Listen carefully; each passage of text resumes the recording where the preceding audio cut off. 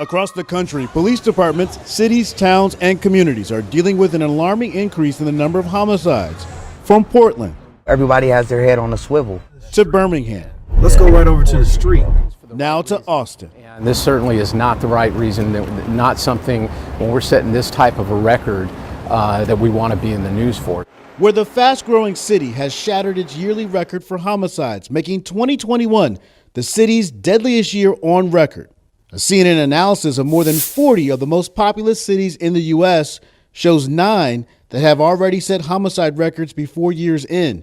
Indianapolis has surpassed their 2020 total of 215, Philadelphia with 524 homicides to date, and Albuquerque, New Mexico with 103, and Austin, Texas. What's it like to see the numbers of homicides that you guys are experiencing right now? You know, it's just really disappointing, quite honestly. Austin Police Chief Joseph Chacon says there's no one reason for these record high numbers, but he has noticed a disturbing trend. We have seen really a spike in gun violence. So, just a proliferation of illegally owned weapons on the street.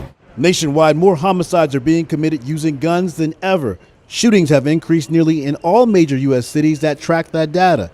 There have been 88 homicides in Austin so far this year, according to the police department. Double last year's total, and the city's homicide rate has ticked up to 8.5%, putting it on par with numbers not seen consistently since the 80s.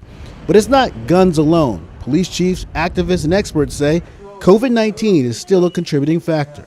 So you have something of a perfect storm where the people who are at the highest risk for violence are being pressed more than ever. Experts recommend looking into community-based approaches to reducing violent crime.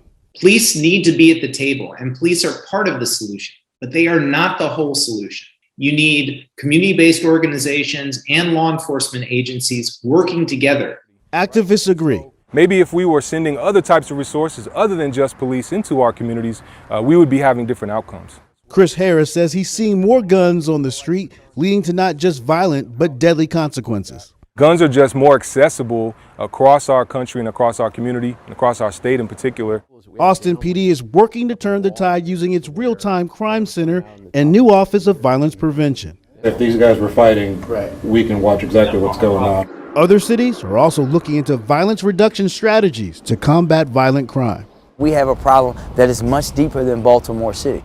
In Baltimore, the mayor there says they've taken 2,000 guns off the streets this year, but the city's homicide rate has remained steady in recent years.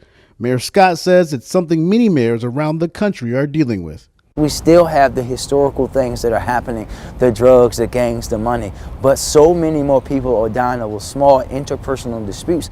They're using gun violence to solve petty beefs. It is a culture. It's a way of thinking. As the country grapples with a historic increase in the homicide rate and a reimagining of police departments, back in Austin, they're looking for solutions as fast as they can. We need to